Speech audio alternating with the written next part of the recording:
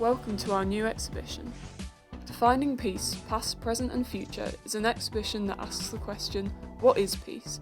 By exploring some key objects from our collection. The most important reason for creating this exhibition, however, is so that we can hear from you. We want to know what peace means to you, to your family, your friends and your communities.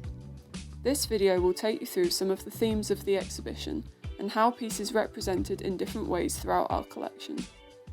Then you'll have the opportunity to have your say. Below this video there's a link which will take you to a short survey and you'll be asked to tell us what peace means to you. Your thoughts will be added to our website where you can also see quotes from other people who have participated, and we'll use this feedback to help shape the new Peace Museum as we prepare to move premises. Let's take a look at the Defining Peace exhibition. The objects and themes we'll explore in this video don't cover the whole exhibition, but should give you an idea of its themes.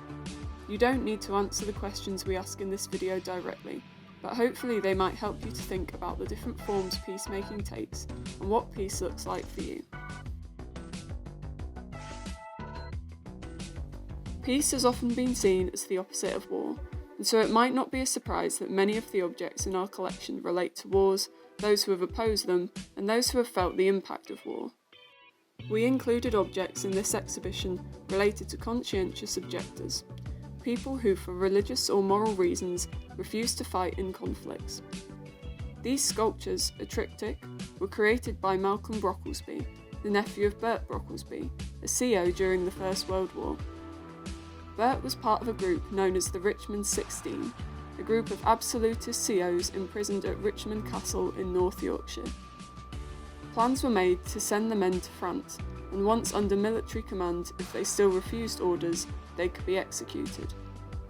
Instead of the death penalty, the men were sentenced to 10 years hard labour in prison.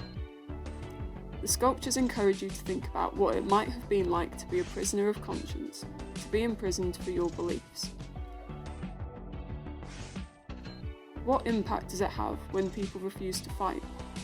Can saying no be an act of peacemaking? We also have objects in our exhibition that show the impact of war. These are often everyday objects that hold important personal stories or have been physically transformed by conflict. This is a suitcase which belonged to Axel Landmann, who fled Germany as a young boy before World War II as part of the Kindertransport mission to save the lives of Jewish children. Axel made the journey alone with this one suitcase. In Britain, he was cared for by a family in Northampton. His parents were victims of the Holocaust, and therefore Axel remained in the UK for the rest of his life, before passing away in 2018. The suitcase went on his honeymoon, and it went on work trips, until Axel finally decided it couldn't be used anymore, so it came to Bradford. He donated the suitcase to the museum because, in his own words, it tells the story of his life, a story that should be remembered so the horrors of the Second World War are not repeated. What turns an everyday object into a part of peace history? What role could the preservation of objects like these play in preventing future conflicts? Many people throughout history have actively campaigned for peace, whether that meant protesting against wars and nuclear weapons or working to achieve social equality. Defining Peace includes the stories of some of these peacemakers, including a number of women peacemakers who were not taken seriously by the rest of society at the time. An organisation that features a lot in our collections is the Campaign for Nuclear Disarmament, or CND.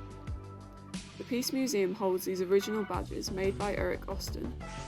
They would have been worn at the first CND march at Aldermaston in April 1958, and if you look closely you will see that they are all slightly different, as they were not mass-produced. This now very familiar symbol was designed by artist Gerald Holtham in Bradford to be used by CND and to symbolise peace. What issues are important to you?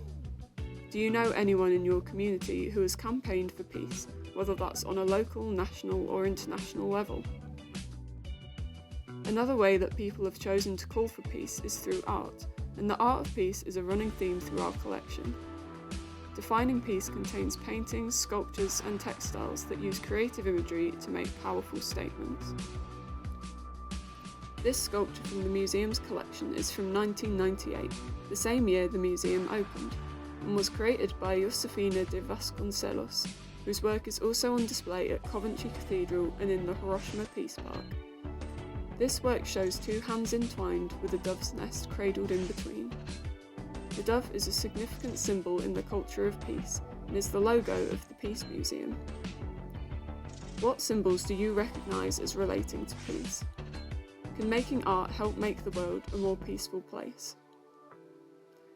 The places we live can have an impact upon what peace means to us, and for the Peace Museum, being based in Bradford is really important for our collection. Bradford is a city of peace. It has a long history of social reform and has long been a city of sanctuary, welcoming people from all around the world. Displacement is an interactive artwork designed by Lakbir Sangha and was the centrepiece of Peace After Partition, an exhibition held at the museum for the 70th anniversary of the partition of India. The scrolls are designed to be unravelled and read by visitors. Inside the scrolls are the voices of people who have lived through the partition of India. They speak of the dislocations and traumas and are framed by and contained within a pre-partition map of the country. Every place has unique problems and conflicts, and the ways in which people have had to work to figure out how to live peacefully alongside each other can vary. What does peace mean in the place that you live, and how is that connected to other parts of the world? Now that you've seen some of the key objects from our Defining Peace exhibition, you've hopefully been able to get an idea of the variety of stories we currently tell at the Peace Museum. So what is peace? And how can we start to define it when this question seems to have so many answers? We know that there are many more stories to be told, and that an accurate definition of peace will never be complete. We can only continue to collect stories from as many different perspectives as possible. This is why we want to hear from you. As we're preparing to move premises, we want to make sure that the new Peace Museum represents as many people as it possibly can, and what peace means in their lives. Thank you for watching, and we hope you enjoyed learning more about defining peace. Please do contribute your thoughts by following the link below, and if you want to visit the exhibition in person, it will be on display at Kala Sangam in Bradford City Centre until the 29th of July 2022. If you're unable to get to Bradford or want to see more of the objects in our collection, you can now view our first 100 digitised objects at www.peacemuseumcollection.org.uk.